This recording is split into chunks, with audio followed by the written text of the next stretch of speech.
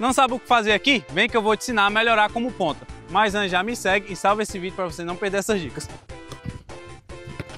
O primeiro passo, rapaziada, é fazer um bom alongamento, um bom aquecimento de 8 a 10 minutos para não correr risco de se machucar.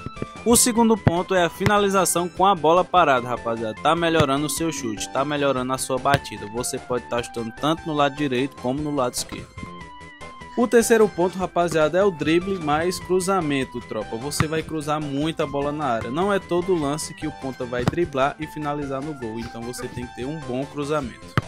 O quarto e último ponto é o drible mais finalização, rapaziada. O ponta vai pegar bastante essa situação de jogo, então você tem que efetuar um drible simples com a finalização. Seja objetivo, tropa, que eu tenho certeza que você vai ser destaque.